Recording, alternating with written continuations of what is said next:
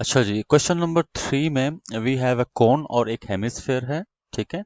लेकिन इसमें इंपॉर्टेंट चीज़ जो है वो ये है कि ये सॉलिड है, कोन भी सॉलिड है और हेमिस्फेयर भी सॉलिड है। फर्क क्या है अगर सॉलिड ना हो तो? अगर ये सॉलिड ना हो ना तो इसमें ये होता है कि एक सरफेस हमारी नहीं होती। मिसाल के तौर पे अगर आपकी कोन सॉलिड नहीं है तो फिर इसकी जो बेस है ना, जो कि सर्कल शेप में है, वो एम्प्टी होगी, यानी उसको उसका सरफेस एरिया आप काउंट नहीं करेंगे। इसी तरीके से अगर हेमिस्फेयर जो है वो आपका यानी एम्प्टी हो, सॉलिड ना हो, तो उसका हम सरफेस नहीं लेंगे।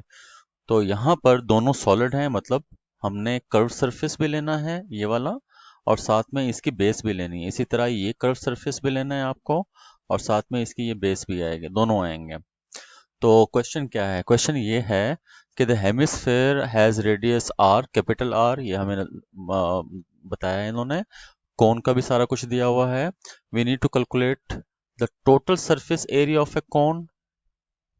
जितना सरफेस एरिया कोन का है और जितना सरफेस एरिया हेमिस्फेयर का है, इसको हम क्या करेंगे, इसको हम इक्वल रखेंगे, और इक्वल रखने के बाद वहां से हम आर की वैल्यू फाइंड करेंगे। कैपिटल आर जो है वो हेमिस्फेयर का रेडियस है।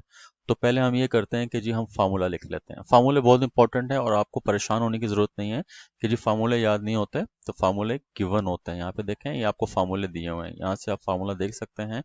तो सबसे पहले अगर मैं इस कोन का सरफेस एरिया लूँ तो यहाँ पे दो सरफेस एरिया हैं, एक कर्व सरफेस, ये वाला कर्व सरफेस है, और ये एक बेस वाला। ये दो सरफेसेस हैं हमारे पास।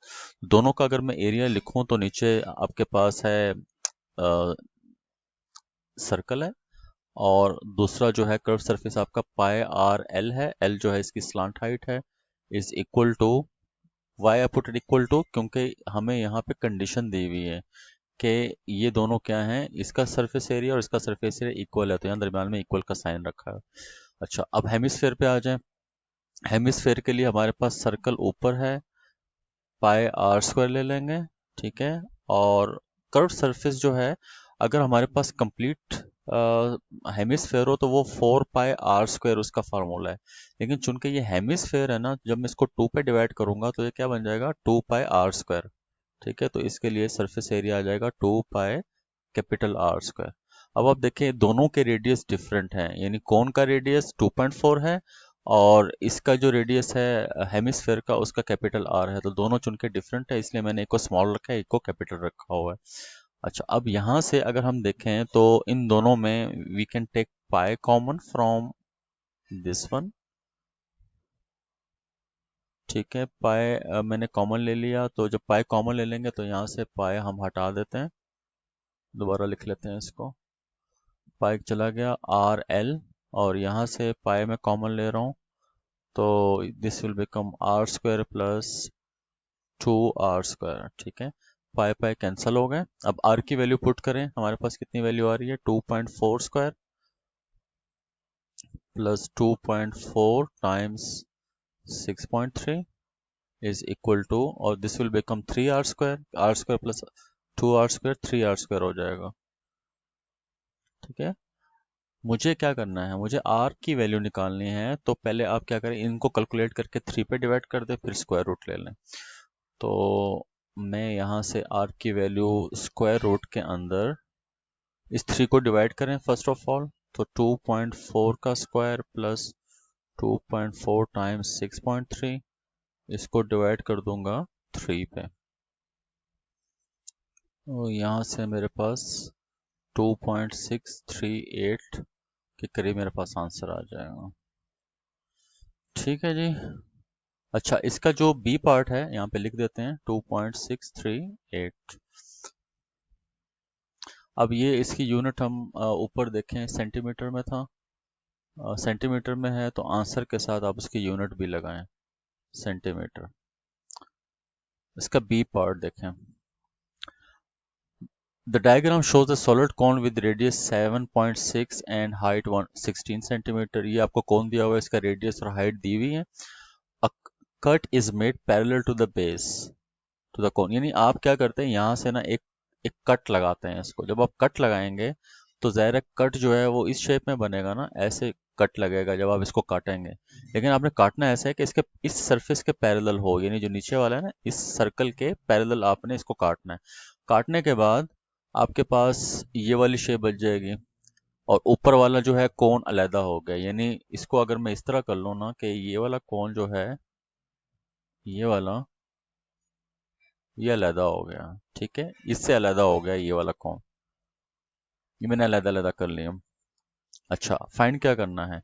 Calculate the volume of the remaining solid. ये जो रिमेनिंग सॉलिड है ये वाला, इसका मुझे वॉल्यूम फाइंड करना है। तो देखें, सिंपल बात ये है कि अगर आप टोटल कोण, ये वाला जो टोटल कोण है ना हमारा, इस टोटल कोण में से, ये वाला, इस टोटल कोण में से अगर मैं ये रिमूव्ड वाला कोण जो है ये माइनस कर दूं, इसके वॉल्यूम को माइनस कर दूं, तो मेरे पास ये रिमेनिंग कोण आ जाएगा।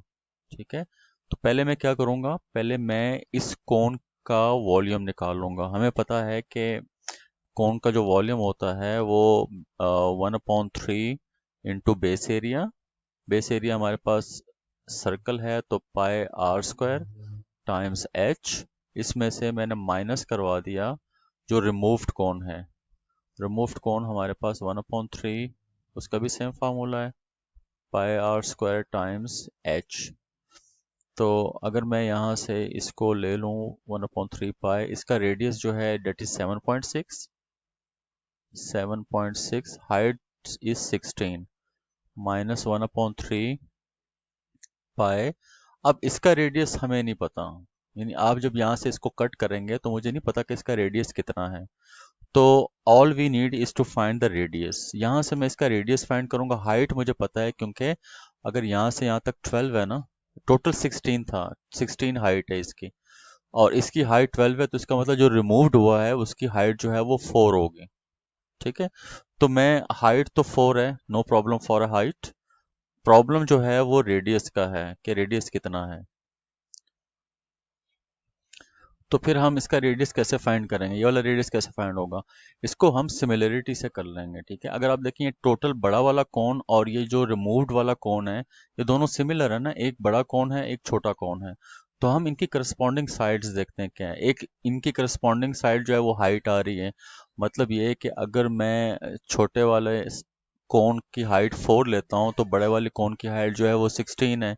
इसी तरीके से अगर छोटे वाले कोण का अगर मैं रेडियस r लेता हूँ तो बड़े वाले का रेडियस जो है वो कितना आ रहा है, 7.6, ये रेडियस आ रहा है।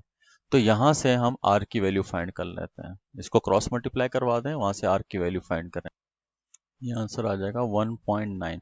ये रेडियस है, ये स्मॉल वाले कोण का रेडियस 1.9 आ रहा है। ठीक है, तो हम यहाँ पे क्या करेंगे, 1.9 का स्क्वायर ले लेंगे यहाँ पे। एक्चुअली मैं फाइंड क्या कर रहा हूँ, ये मैं फाइंड कर रहा हूँ कोन का रिमेनिंग, यानी कट करने के बाद जो ये रिमेनिंग कोन आ रही है ना ये वाली, इसका मैं वॉल्यूम निकाल रहा हूँ। उसके लिए मैंने बड़े कोन में से स्मॉल कोन जो है वो माइनस करवा दिया।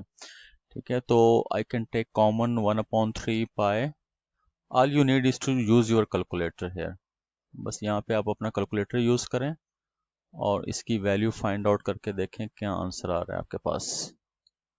ओके जी, ये रेडियस के ऊपर 7.6 का स्क्वायर आएगा। ठीक है, अब इसको जब आप कैलकुलेट करेंगे तो इसको कैलकुलेट करने के बाद आपके पास जो आंसर आएगा इसका, डेट इज 952.65। 952.65। ठीक है, अब ये वॉल्यूम है तो वॉल्यूम के लिए हम यहाँ क्या लगाएंगे, सेंटीमीटर क्यूब, बल्कि ये लिखा हुआ है 952.65 centimetre cube is the answer. अच्छा जी, क्वेश्चन नंबर 4 में ना एक्सचेंज रेट दिया हुआ है कि 1 यूरो जो है वो 1.142 के इक्वल है। तो इसका जो है ना सिंपल सा तरीका है, इसमें कोई टेंशन लेने वाली बात नहीं है, सिर्फ आपने रेशो मेथड लगाना है। आपने करना ये है कि यहाँ पे आपने यूरो लिखना है। ठीक है, ये इस तरीके से आप इसको करें, यहाँ यूरो लिखें और यहाँ पे आप डॉलर लिख लें।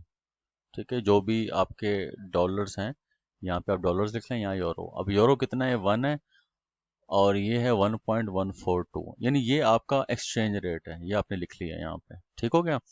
अब आपने अगर जो है वो डॉलर दिया हुआ है, ठीक है, यानी $500 दिया हुआ है, तो आपने क्या करना है, $500 के नीचे डॉलर लिखना है और यूरो के नीचे यूरो लिखना है।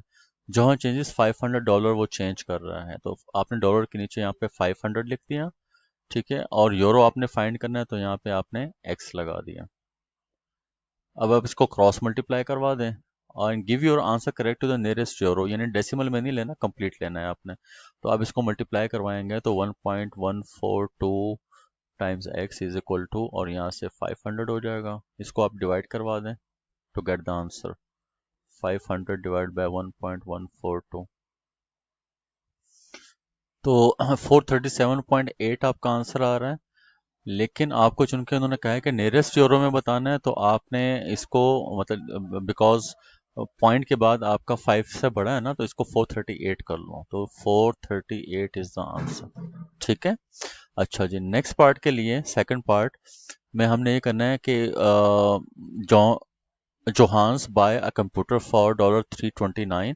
The same computer costs 275 in euros. तो आप ऐसे करें कि यूरोस में पहले आप इसकी वैल्यू निकाल लें, फिर देखें कितना डिफरेंस है। हमारे पास जो स्टैंडर्ड है वो है 1 यूरो जो है 1.142 के इक्वल है, ठीक है। अब उसने 275 यूरोज यूज किए, तो ये जो वन के नीचे ये वन वाला, ये वाला पोर्शन जो है वो ये यूरोस का है, ये वाला, ठीक है। तो आपने इसके नीचे यूरोज लिख लिया। यहाँ से आप देखें कितने आपके डॉलर यहाँ यूज हो रहे हैं। अच्छा, तो जब हमने इसको कैलकुलेट किया तो 314.05 आ गया। फिर इन्होंने कहा है कि आप डिफरेंस निकालें। ओरिजिनल हमारे पास ये था 275 यूरो, जब मैंने इससे डॉलर निकाला तो 314 आ गया, डिफरेंस 14.95 आंसर आ गया। बी पार्ट में Lucy spend 3/8 of the money she saved. जो सेव्ड किया है ना वही हमने फाइंड करना है। हाउ मनी शी सेव्ड, जो चीज अननोन होती है उसको हम क्या लिखते हैं, एक्स लिखते हैं, ठीक है। तो इसका मतलब 3/8 ऑफ एक्स जो है वो उसके कॉस्ट जो है वो कितनी आ रही है, 5.25 आ रही है। तो हम यहाँ क्या लिखेंगे, 3/8 times of x is equal to 5.25, ठीक है। ये सेव्ड अमाउंट है, हमें नहीं पता, तो यहाँ से x की वैल्यू आ जाएगी 5.25। अगर मैं इस 3/8 को दूसरी साइड पे लेके जाऊँ, दिस विल बिकम 8/3, ठीक है। क्रॉस मल्टीप्लाई करवा दें, 8 को क्रॉस मल्टीप्लाई करें, 3 को डिवाइड कर दें, तो इसको करने के बाद we will get the answer. तो यहाँ से मेरे पास 14 आंसर आ रहे हैं, ठीक है। अच्छा, नेक्स्ट क्वेश्चन सी पार्ट में देखें। Camel invest 6,130 at the rate this, compound interest है, और 5 इयर्स के बाद उसकी इन्वेस्टमेंट ये वाली हो जाती है। We have a formula, future value equals to present value into 1 + r/100, और ऊपर जो होता है ये नंबर ऑफ ईयर्स होते हैं। अब आप देखें यहाँ पे 5 इयर्स है, n की जगह पे 5 आ जाएगा। फ्यूचर वैल्यू जो है वो उसकी इतनी बन रही, 5 इयर्स के बाद ये 6669 बन रही है ना, तो ये फ्यूचर वैल्यू है। 6669 is equal to present value is the amount which he has invested, that is 6,130, और r we need to find it. Power जो है इसकी 5 आ जाएगी। All you need is to divide this 6130 on the other side. इसको आप divide करवा दें 6130 को, you will get 1 + r/100 raised to power 5। अब मुझे तो r चाहिए, आप इसकी पावर 5 को हटाएंगे तो फिफ्थ रूट लेना पड़ेगा इस साइड पे, तो ये हो जाएगा 1 + r/100 is equal to 6669 divided by 6130, और यहाँ पे आप इसका फिफ्थ रूट ले लें, ठीक है। ऑन बोथ साइड आप फिफ्थ रूट ले लें। इसको सिंप्लीफाई करने के बाद कैलकुलेटर पे you will get the answer for R, ठीक है। मैं देखता हूँ क्या आ रहा है उसका आंसर। ओके, अराउंड आपके पास 1.7 के करीब आंसर आता है, ठीक है जी। ये आपका हो गया। उसके बाद ये क्वेश्चन नंबर 5 देखें। क्वेश्चन नंबर 5 में कैलकुलेट AC, AC फाइंड करना है। आपने फोकस करना है कौन से ट्रायंगल पे, आपने फोकस करना है इस वाली ट्रायंगल के पास, इस पे आपने फोकस करना है। इस ट्रायंगल पे आप क्या करेंगे, ये वाला एंगल फाइंड आउट करें और फिर आप कोसाइन रूल लगा के AC की वैल्यू फाइंड कर लें। तो मैं इसको आपको कोसाइन रूल लगा के दिखाता हूँ। अच्छा जी, मैंने कोसाइन रूल लगा लिया। All you need is to find this angle on a straight line. We know that the total angle is 180, 180 में से 78 माइनस करा 102 आ गया। अब ये जो हाईलाइटेड ट्रायंगल है इसका ये AC साइड निकालने के लिए मैंने ये कोसाइन रूल लगा लिया। अब यहाँ पे आपने you have to simplify all this and then you will take square root, तो वहां से AC की वैल्यू आपके पास आ जाएगी।